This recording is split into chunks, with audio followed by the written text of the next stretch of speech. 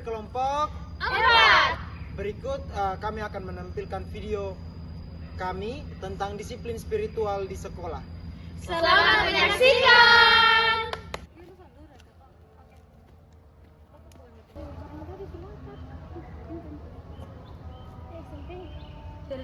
SMP itu ada jam istirahat.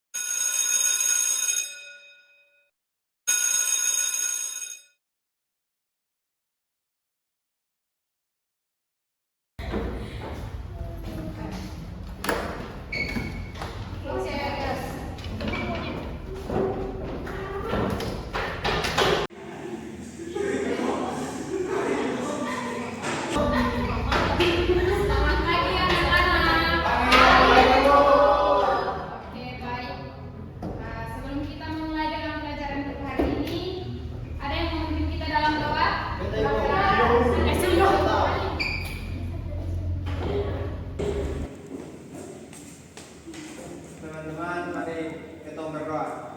Tuhan, terima kasih kami sudah berkumpul, kami mau belajar dan berkati. Amin. Terima kasih Dio. Baik, pada hari ini kita akan belajar mengenai disiplin spiritual. Bu, disiplin spiritual apa, Bu?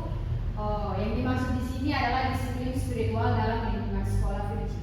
Jadi, anak-anak sekalian, dalam disiplin spiritual ini ada tujuan yang dicapai, yaitu tujuan disiplin spiritual yaitu untuk membentuk karakter dan memperkuat nilai-nilai moral dari seorang siswa.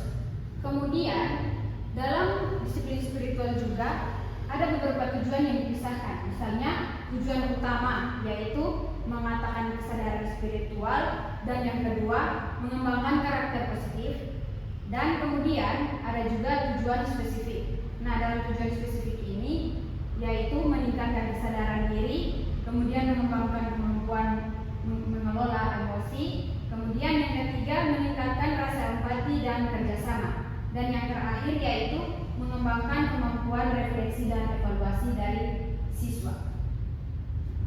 Baik anak-anak, kita akan melanjutkan pelajaran kita ke yang berikut yaitu manfaat.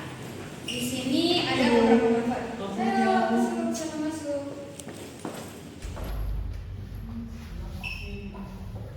Ya, baik anak-anak, dalam manfaat ini ada 3 manfaat penting. Yang pertama yaitu meningkatkan kualitas hidup.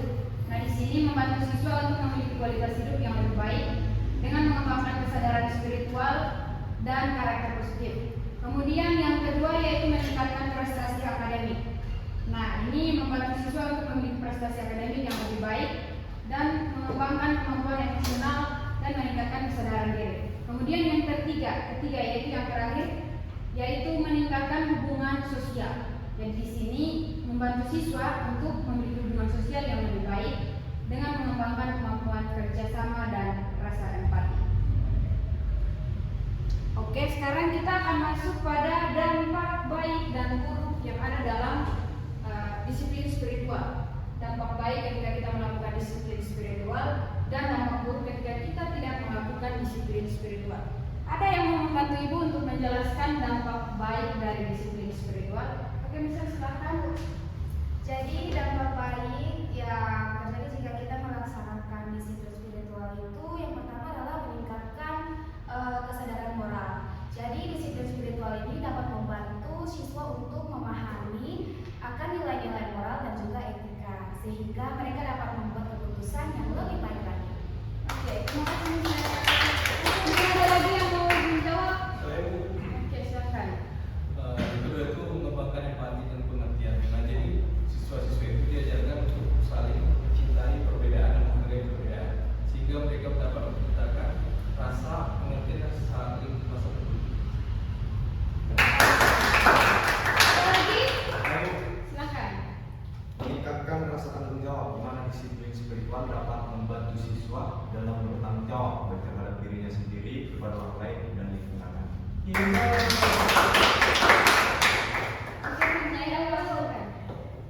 Meningkatkan kepercayaan diri. Dari ini disiplin spiritual dapat membantu siswa memahami nilai-nilai diri mereka dan meningkatkan kepercayaan diri. Ada lagi yang terakhir mungkin? Ada Ibu? Ada Ibu.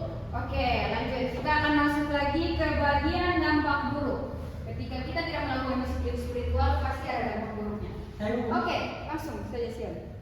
Terlambat ya saya. Betul sekali.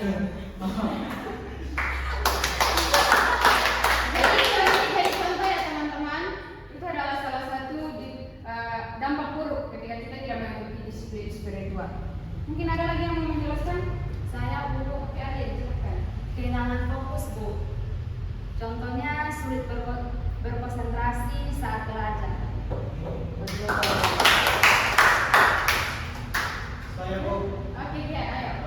kalau tidak melakukan disiplin spiritual itu bisa membuat kita merasa stres dan cemas. Jadi perasaan stres dan cemas kita itu meningkat, Ibu. Begitu, Ibu. Bagus. Lagi? Ayo tanya.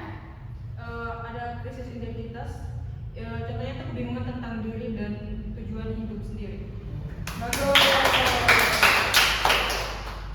Ada lagi?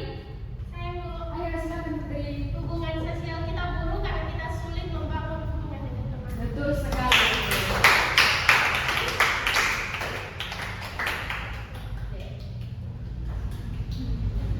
Oke, baik anak-anak. Sekarang kita akan masuk dalam karakter dan kepribadian yang ingin dicapai.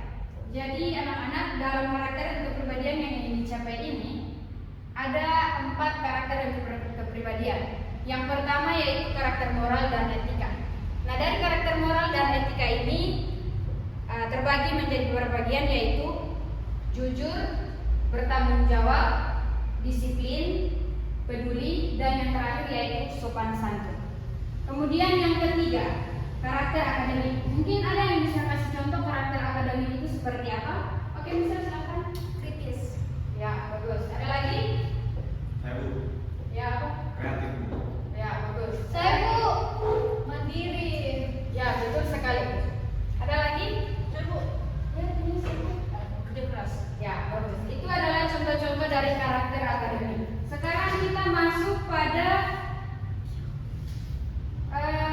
kepribadian sosial dan emosional. Ada yang bisa menjawab seperti apa kepribadian dan sosial dan emosional itu? Saya Bu, percaya diri. Ya, bagus sekali. saya Bu, terbuka. Bagus. Ada lagi? Saya, Bu. Ya, ada. Betul sekali. Ada lagi yang mau menjawab? Saya empati, Bu. Ya, betul sekali. Kemudian yang terakhir yaitu kepribadian tambahan atau opsional, Tuhan. Ya, yang pertama di situ ada kepemimpinan. Kemudian yang kedua yaitu inisiatif.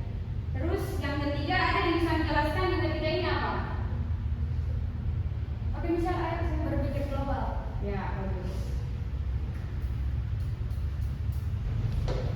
Baik anak-anak semua, karena kita sudah selesai membahas tentang disiplin spiritual beserta tujuan, manfaat, kemudian ada begitu dampak baik, dampak buruk.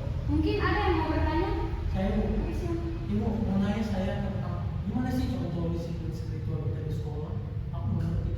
Nah, contoh disiplin spiritual di sekolah kita itu misalnya seperti sebelum kita memulai kelas, seperti yang tadi Gio lakukan, yaitu kita sama-sama berdoa sebelum memulai kelas. Kemudian yang kedua itu seperti yang kita lakukan di sekolah ini, yaitu ibadah setiap hari Jumat. Kemudian yang ketiga yaitu gotong royong untuk membersihkan lingkungan sekolah. Itu adalah contoh-contoh disiplin spiritual. Pada hari ini kita akan langsung mempraktekkan disiplin spiritual